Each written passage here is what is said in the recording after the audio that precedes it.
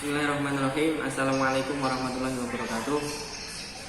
Hamdan wa syukran lillahi nasta'inu wa nastaghfiruh wa na'udzu billahi min syururi anfusina wa min sayyiati a'malina. Allahumma shalli 'ala sayyidina Muhammad amma ba'd.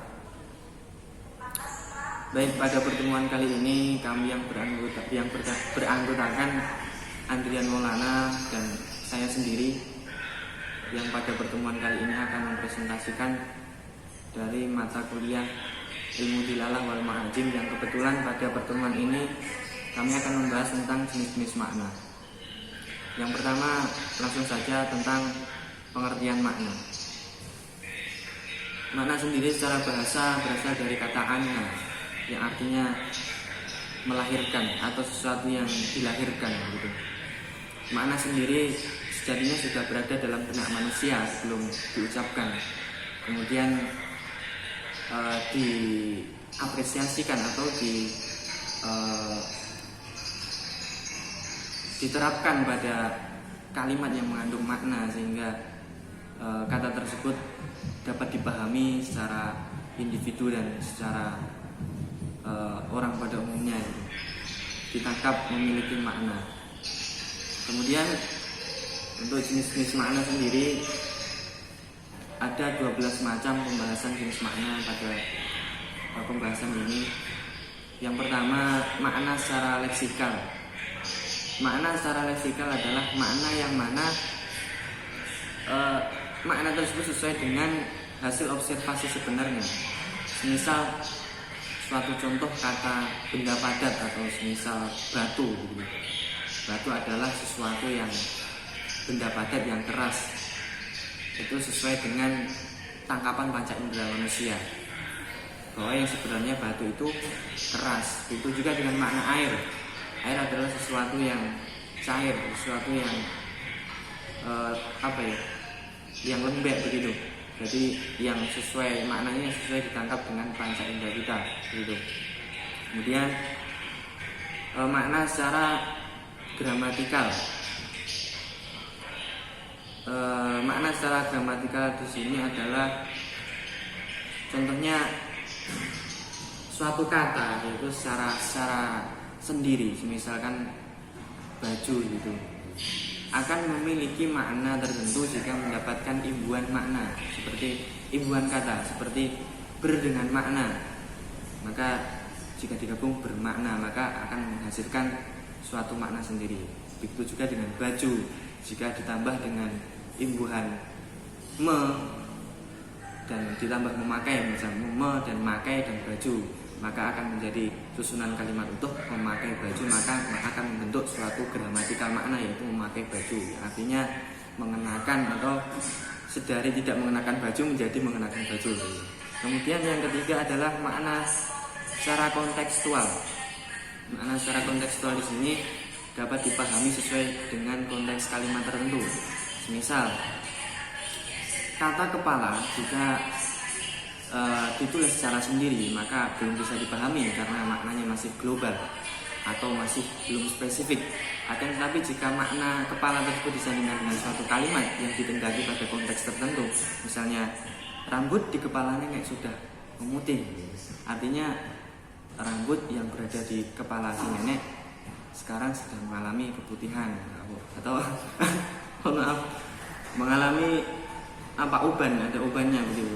Kemudian jika kepala tersebut disandingkan di konteks kepala sekolah misalnya, berbeda dengan kepala nenek, sekarang kepala sekolah, maka akan memiliki makna yang berbeda. Misal sebagai kepala sekolah Pak Joni harus tegas, kan kepala sekolah itu artinya pimpinan suatu sekolah. Kemudian itu yang dimaksud makna kontekstual. Kemudian makna referensial. Makna referensial di sini adalah makna di mana kata tersebut memiliki referensi atau memiliki sumber data. Semisal makna kambing, yang tertera dalam makalah adalah kambing. Kambing tersebut pada kenyataannya ada bentuknya kambing, ada bendanya, ada referensinya, maka dinamakan kambing. Beda dengan kata-kata jika. Kata-kata jika tersebut tidak ada wujudnya, tidak ada bendanya, jadi tidak ada referensinya atau disebut dengan non referensial. Itu adalah yang dimaksud dengan makna referensi. Kemudian makna denotasi. Makna denotasi adalah makna yang sebenarnya atau makna asli atau makna asal. Suatu contoh makna kata kurus di sini. Makna kata kurus adalah seseorang yang berbadan ramping, bukan ramping. Orang yang kekurangan gizi mungkin yang mengakibatkan kekurusan pada badannya. Begitu. Makna asli yang dikehendaki oleh si mutakalim atau si orang yang berbicara. Kemudian makna konotasi adalah makna kiasan atau makna yang sudah dipalingkan. Misal suatu contoh, si Mamat menjadi kambing hitam dalam peperangan. Kambing hitam adalah orang yang melakukan atau orang yang menjadi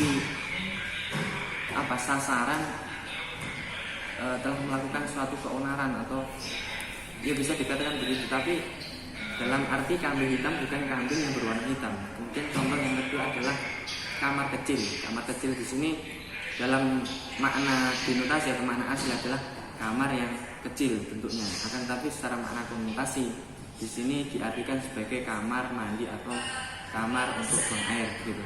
Sekian yang dapat saya sampaikan. Apabila ada kurang lebihnya saya mohon maaf. Untuk yang selanjutnya mengenai jenis-jenis makna selanjutnya akan dijelaskan oleh pemateri kedua saudara Andian. Kepadanya waktu dan tempat saya persilahkan. Assalamualaikum warahmatullahi wabarakatuh.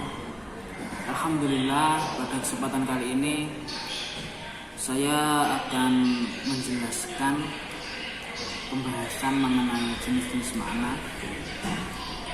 Lebih tepatnya melanjutkan penjelasan dari Mas Hashim. Langsung saja, jenis-jenis makna selanjutnya adalah makna konseptual. Makna konseptual adalah makna yang memiliki sebuah laksem, yang mana terlepas dari konteks asosiasi apapun. Misalnya adalah kata kuda yang memiliki makna konseptual, sejenis binatang yang berkaki 4 yang biasanya digunakan untuk dikendarai. Selanjutnya adalah makna asosiatif. Makna asosiatif adalah makna yang memiliki sebuah laksem atau kata bahasa. Misalnya kata melati berasosiasi sebagai sesuatu yang suci atau sebuah kesucian. Selanjutnya adalah makna kata. Setiap kata atau laksem memiliki makna. Pada awalnya makna yang dimiliki sebuah kata adalah makna leksikal, makna denotatif, atau makna konseptual. Namun suatu kata akan menjadi jelas maknanya jika sudah berada pada konteks situasinya. Maka makna setiap kata masih bersifat umum jika dalam keadaan tunggal atau tidak berada dalam suatu susunan konteks apapun atau konteks tertentu. Misalnya adalah makna tangan masih bersifat umum jika pada posisi tunggal.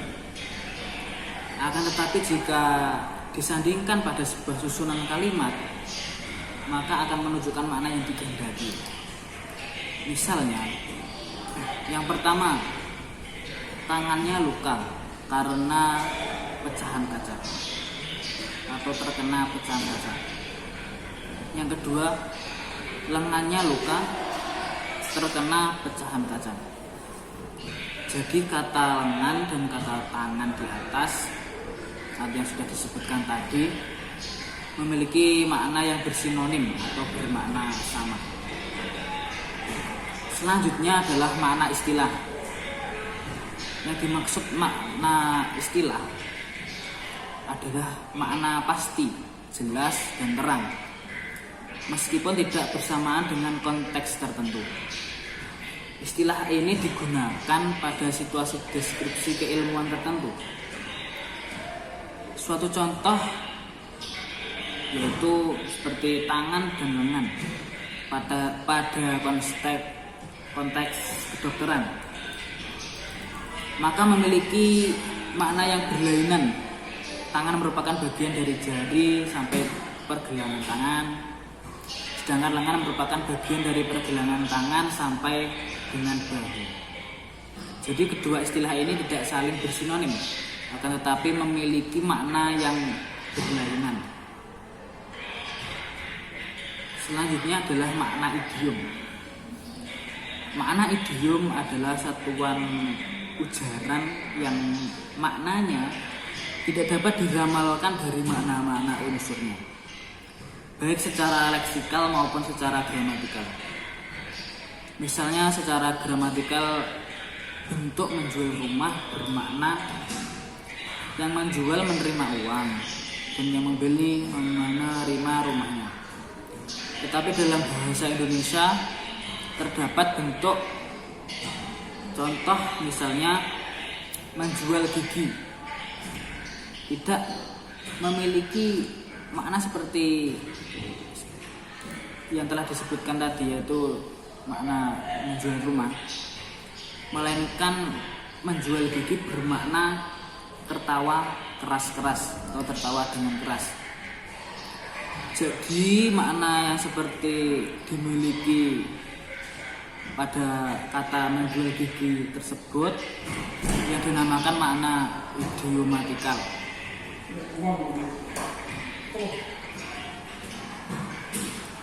Selanjutnya adalah makna peribahasa. Berbeda dengan idiom yang maknanya tidak bisa dipahami secara leksikal atau kontekstual, maka peribahasa adalah makna yang masih bisa dilacak dari makna unsur-unsurnya, karena ada relasi antara makna asli dengan makna sebagai peribahasa. Sebagai contoh adalah orang yang sering sekali saling bertengkar dan tidak pernah akur dapat diperbahasakan seperti anjing dan kucing, karena pada kenyataannya anjing dan kucing adalah hewan yang sering bertengkar atau tidak ada akurnya. Selanjutnya seperti contoh tong kosong nyaring bunyinya, yang artinya yang dimaksudkan adalah orang yang tidak memiliki ilmu tetapi hanya berbicara saja tanpa didasari dengan ilmu, yang pada aslinya atau pada kenyataannya tong apabila kosong, tong jika kosong apabila dipukul maka suaranya akan nyaring. Berbeda dengan tong yang ada isinya, maka jika dipukul suaranya tidak nyaring. Ya, demikian itu sebagai penjelasan dari jenis-jenis makna. Apabila dari kami banyak kesalahan, kami meminta maaf yang sebesar-besarnya. Sekian dari presentasi kami mengenai jenis-jenis makna. Akhirnya, assalamualaikum warahmatullahi wabarakatuh.